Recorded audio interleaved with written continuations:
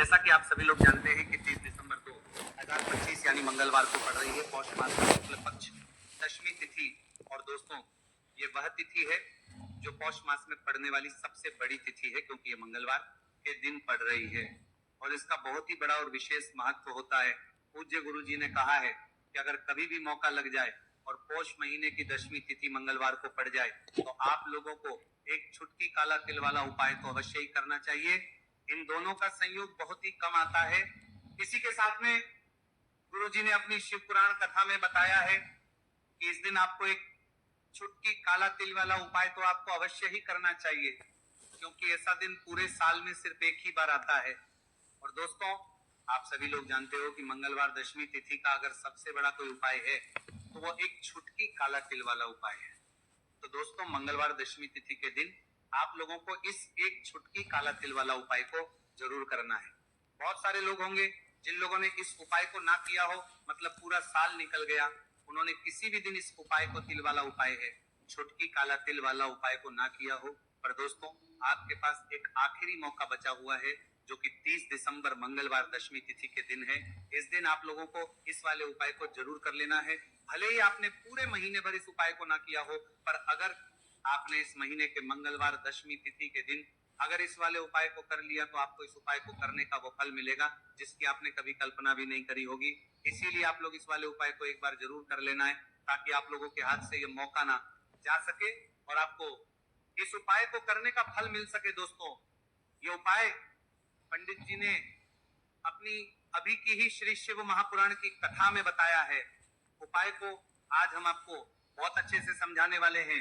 इस वीडियो को देखने के बाद इस उपाय को समझने के लिए आपको कोई और वीडियो को देखने की जरूरत नहीं पड़ेगी। तो चलिए दोस्तों, उपाय को शुरू करते हैं। देखिए, ये पौष महीने के मंगलवार दशमी तिथि के दिन ये इतना खास होता है, इतना महत्वपूर्ण होता है। देखा गया कभी कभी बड़े बड़े पूजा पाठ अनुष्ठान से जो मनोकामना पूर्ण नहीं होते, वह पौष महीने की मंगलवार दशमी तिथि के दिन एक छोटे से उपाय करने से ही आपकी मनोकामना पूर्ण हो है। और बहुत सारे लोगों ने इस उपाय को किया भी है और उनको इस उपाय को करने का फल भी जरूर मिला है। अगर आप लोग भी इस उपाय को करना चाहते हैं तो आप इस उपाय को पहले अच्छे से समझ लेना, सुन लेना, उसके बाद करना। आपको इस उपाय का फल जरूर मिलेगा। और इस उपाय को कर लेने से आपके घर में चाहे किसी भी प्रकार की दुहक और समस्या क्यों ना चल रही हो, आपको उसका कारण भी नहीं पता है कि भाई ये समस्या किस कारण से चल रही, उसका कुछ भी कारण हो सकता है।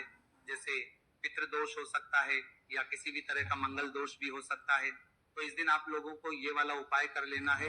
ये एक ऐसा उपाय है जिस उपाय को अगर किसी विशेष दिन पर किया जाए तो भाई उस विशेष दिन का जो है वह तो हमें मिलता ही मिलता है, पर हमने उस दिन पर इस उपाय को किया है तो हमें उससे भी बड़ा फल मिलता है और फल बहुत जल्दी मिलता है, क्योंकि आप इस उपाय को बहुत ही बड़े और विशेष दिन पर रहे हो।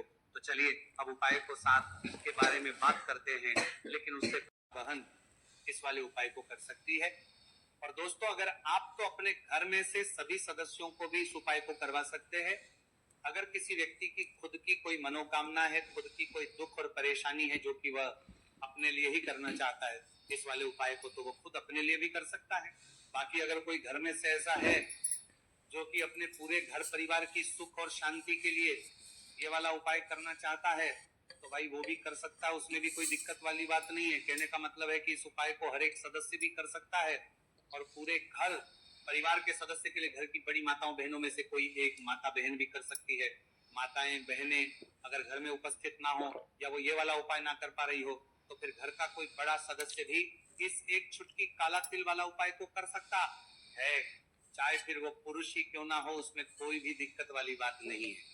उसके बाद में दोस्तों, जो अगला प्रश्न निकल आता है वो यह आता है इस उपाय को लेकर कि आखिर इस उपाय को हमें किस समय करना है, सुबह के समय करना है कि शाम के समय करना है। तो देखो, इस वाले उपाय को आप लोग सुबह के समय भी कर सकते हो और शाम के समय प्रदोष काल में भी कर सकते हो।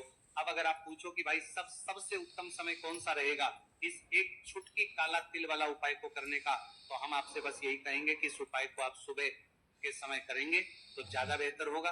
बाकी अगर प्रदोष काल शाम के समय भी करेंगे तो भी अच्छा होगा, उसमें कोई भी दिक्कत वाली बात नहीं है।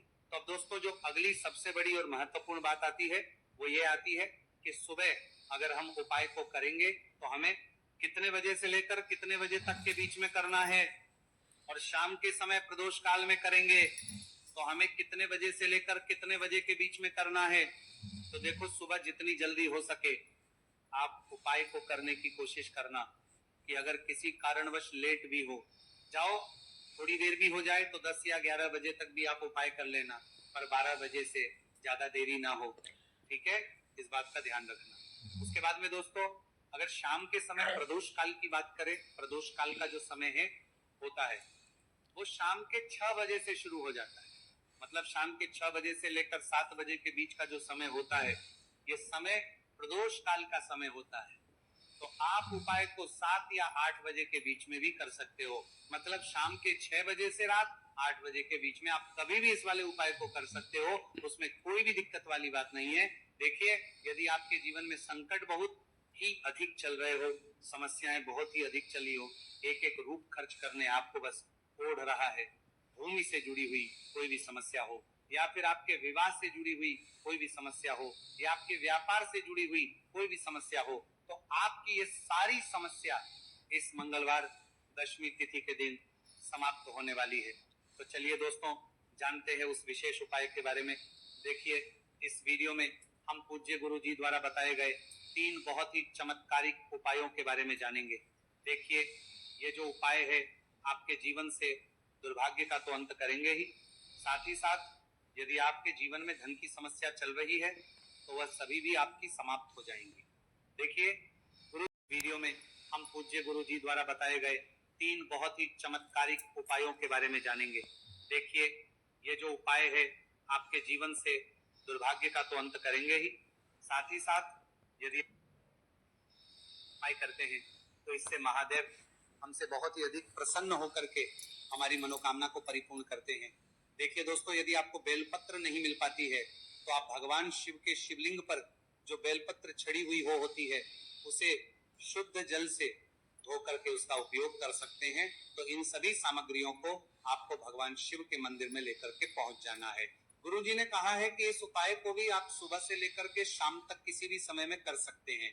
देखिए मंदिर पहुंचने के बाद आपके पास जो एक बेलपत्र है और बेलपत्र की जो सबसे बड़ी वाली पत्ती होती है और उसकी जो चिकनी साइड होती है उस पर आपको अच्छे से शहद का लेपन कर देना है।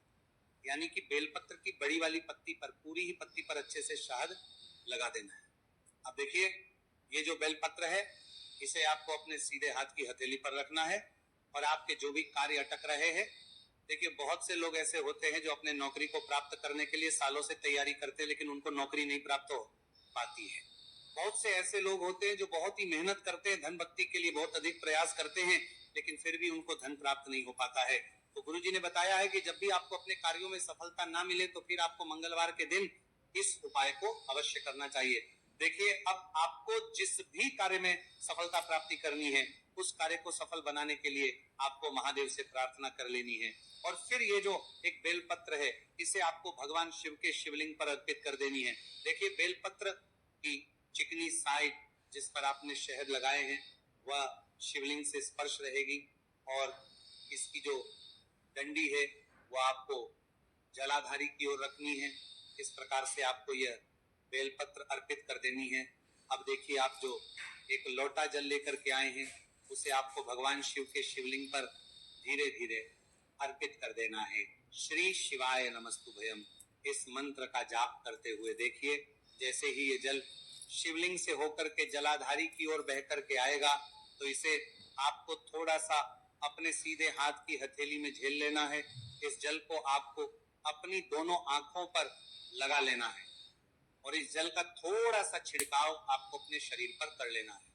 पूज्य गुरुजी ने बताया है कि जब भी हम मंगलवार के दिन शहद वाली बेलपत्र शिवलिंग पर अर्पित करते हैं तो इससे हमें महादेव हर कार्य में सफलता प्राप्त करवाते हैं। यदि हमें अपनी मेहनत करने के बावजूद भी पर्याप्त मात्रा में सफलता नहीं मिल पा रही है तो गुरुजी ने कहा है कि आपको मंगलवार दशमी तिथि के दिन यह चमत्कारिक उपाय अवश्य ही कर लेना है। अब दोस्तों हम जान लेते हैं गुरुजी द्वारा बताए गए तीसरे विशेष उपाय के बारे में। देखिए इस उपाय के लिए भी आपको मात्र 1 लोटा शुद्ध जल ले लेना है। तांबे के पात्र के अंदर फिर इसी के साथ में आपको एक प्यारी सी बेलपत्र ले लेनी है। बेलपत्र आपको ध्यान रखना है कि कैसे भी कटी हुई खंडित नहीं होनी चाहिए।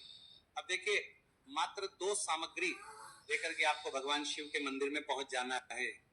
पूज्य गुरु जी ने बताया है कि यह उपाय विशेषकर उन लोगों को करना है जिनकी कोई भी विशेष मनोकामनाएं जो कई दिनों से परिपूर्ण नहीं हो पा रही है, चाहे वह विवाह से संबंधित हो, नौकरी से संबंधित हो, व्यापार से संबंधित हो, चाहे किसी भी प्रकार की मनोकामना है जो परिपूर्ण नहीं हो पा रही है, तो उसके लिए आपको यह उपाय करना है। देखिए, इस उपाय को भी आप सुबह से की शाम तक किसी भी समय में कर सकते हैं। देखिए, मंदिर पहुंचने के बाद सबसे पहले तो आप बेलपत्र लेकर के आए हैं, उसे आपको अपने सीधे हाथ की हथेली पर रखना है और आपको महादेव से प्रार्थना करनी है कि हे मेरे महादेव, मेरी ये जो मनोकामनाएं बहुत दिनों से अधूरी है, मैंने कई प्रकार के उपाय कर लिए हैं, कई प्रकार के व्रत कर लिए हैं, लेकिन अभी तक मेरी मनोकामना परिपूर्ण नहीं हो पाई है, तो उस मनोकामना को परिपूर्ण करने के लिए प्रार्थना करनी है और ये एक बेलपत्र आपको शिवलिंग पर अर्पित कर देनी है। देखिए, बेलपत्र की जो चिकनी साइड है वो शिवलिंग से स्पर्श रहेगी और इसकी जो है वो आपको जलाधारी की ओर रखनी है। इस प्रकार से आपको यह बेलपत्र अर्पित कर देनी है। इसी प्रकार से आपको यह बेलपत्र अर्पित करनी है। अब देखिए, आप जो एक लोटा शुद्ध जल लेकर के आए हैं, इसे आपको धीरे धीरे शिवलिंग पर अर्पित कर देना है। इस मंत्र का जाप करते हुए देखिए, जल अर्पित करते हुए आपको कम से कम 11 बार श्री शिवाय नमस्तु भयम या फिर ओम नमः शिवाय इस मंत्र का जाप कर लेना है। पूज्य